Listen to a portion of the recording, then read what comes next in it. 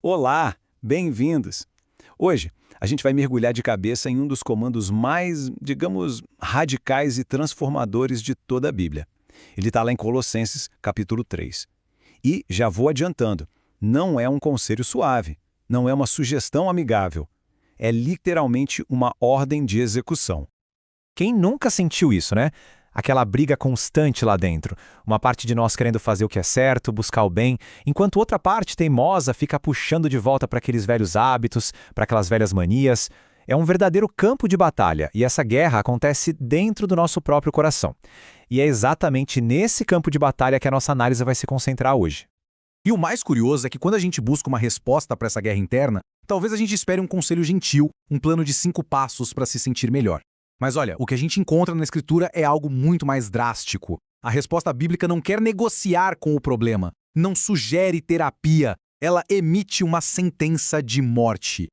Então, para a gente começar, é fundamental entender isso direito. Nós estamos falando de uma guerra. E o primeiro passo para vencer qualquer conflito é entender a natureza da batalha e, claro, o terreno onde ela acontece. E o terreno, nesse caso, o terreno somos nós. Isso aqui muda completamente o jogo sobre o que a gente pensa que é crescimento espiritual. Muitas vezes a gente acha que a vida cristã é só sobre adicionar coisas boas, orar mais, ler mais a Bíblia, ser mais paciente. E sim, isso é uma parte importante da verdade. Mas tem a outra metade da equação, a metade que a gente frequentemente esquece, a subtração. A remoção ativa e implacável daqueles impulsos que nos levam para a morte espiritual. E o que está em jogo aqui não é pouca coisa. A urgência dessa situação é resumida de forma bem direta, bem honesta, nessa frase. Se você não matar o pecado matará o seu ministério. Isso não é um detalhe teológico, uma coisinha para discutir num seminário. É uma questão de vida ou morte, espiritualmente falando. Ficar parado, ser passivo, não é uma opção, porque o inimigo que mora dentro de nós, ele não descansa. E é exatamente isso que nos leva para o coração da nossa análise. Agora, a gente vai dissecar a ordem de batalha que o apóstolo Paulo nos entrega. E tudo gira em torno de uma única palavra grega que carrega o peso de uma estratégia militar inteira. O versículo-chave, o epicentro de tudo isso, é Colossenses capítulo 3, versículo 5. É aqui que a gente encontra o comando explícito, a ordem que define a nossa responsabilidade diária nessa guerra interna. E a palavra é essa aí, necrosate. No grego original, a gramática aqui é muito específica. É um verbo no aoristo imperativo. O que isso quer dizer em bom português? Quer dizer que não é um processo contínuo, tipo vá morrendo aos pouquinhos. Não. É um comando para uma ação decisiva, um golpe único e definitivo. Façam morrer. Tratem como se já estivesse morto. Privem de poder. A ordem é para um ato de vontade, uma execução sumária aqui e agora. A implicação disso é poderosíssima. A abordagem bíblica não é tentar entender, conversar ou negociar com os nossos velhos hábitos destrutivos.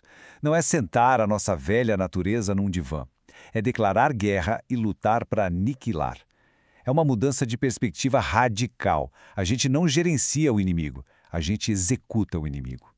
Certo, o comando é executar. Mas executar o que exatamente? O apóstolo Paulo não nos deixa no escuro, não. Pelo contrário, ele nos dá uma lista bem precisa de alvos. É como se fosse uma anatomia da corrupção que precisa ser desmantelada dentro de nós. Paulo usa a palavra grega mele, que significa membros, como se esses pecados fossem partes do nosso corpo antigo, sabe? Coisas que estão enraizadas em nós. Ele lista pecados de ordem sexual, desejos corrompidos e, no final, ele joga ali algo que à primeira vista parece meio fora de lugar, mas que na verdade é o clímax de tudo. A avareza. Vamos parar um pouco nessa última palavra, pleonexian. Ela vai muito além de só querer mais dinheiro. É o desejo insaciável por mais. Mais status, mais reconhecimento, mais segurança, mais controle, mais de qualquer coisa que não seja Deus. É aquela mentalidade de que o que Deus nos deu não é o suficiente. E é aqui que Paulo faz uma conexão simplesmente genial. O ponto crucial é este. A avareza, a pleonexion, é idolatria. Ponto final. Por quê? Porque ela tira Deus do trono do coração e coloca um desejo no lugar dele. O objeto da nossa cobiça, seja ele qual for, se torna o nosso verdadeiro Deus. É para ele que a gente serve, é dele que a gente busca satisfação. Então, matar a velha natureza é, na essência, destruir os ídolos que a gente construiu no coração. Agora, uma pergunta muito justa pode surgir na nossa mente. Ok, mas como é possível obedecer a uma ordem tão radical assim? Parece uma tarefa sobre-humana? E quer saber? Seria mesmo, se não fosse pela lógica teológica que Paulo apresenta logo em seguida. A razão pela qual nós podemos lutar é porque a guerra, na verdade, já foi vencida. Para entender como isso funciona, a gente precisa sacar essa dupla realidade. Primeiro, a nossa realidade posicional. Em Cristo, a Bíblia diz que nós já morremos. Nossa identidade antiga foi pregada na cruz com Ele.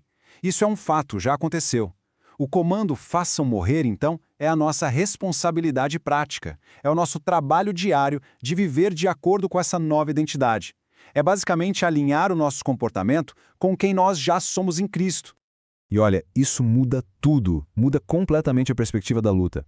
A nossa batalha diária contra o pecado não é a de um prisioneiro tentando escapar da cela, é a de um soldado que já foi liberto e agora está defendendo seu território conquistado. A gente não luta para obter a vitória, a gente luta a partir de uma posição de vitória que Cristo já garantiu para nós. Com essa base teológica sólida, agora sim a gente pode passar para a aplicação. Como essa ordem de execução se traduz em ações concretas no nosso dia a dia, na segunda-feira de manhã? Vamos dar uma olhada num tipo de manual prático para essa batalha.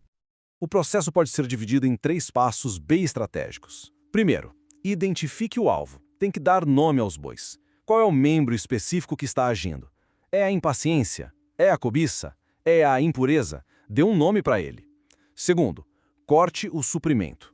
O pecado morre de fome.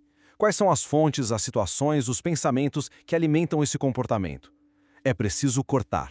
E terceiro, e talvez o mais importante de todos, substitua o vazio. Não adianta só tirar. E este é o golpe final na estratégia. A santificação, esse processo de crescimento, não é só um exercício de esvaziar, de tirar o mal. A natureza odeia o vácuo. Se a gente apenas tira o que é ruim, outra coisa vai tomar aquele lugar. A verdadeira estratégia é preencher ativamente esse espaço com um novo homem, ou seja, com as virtudes, com o caráter e com a presença de Cristo. E assim, a gente termina com uma verdade que é um pouco provocadora. A velha natureza é resiliente. Ela é teimosa. Ela não desaparece com o tempo. Ela não morre de causas naturais. Ela exige uma execução diária e intencional. Portanto, a pergunta que fica no ar não é se a batalha existe. É qual passo ativo será dado hoje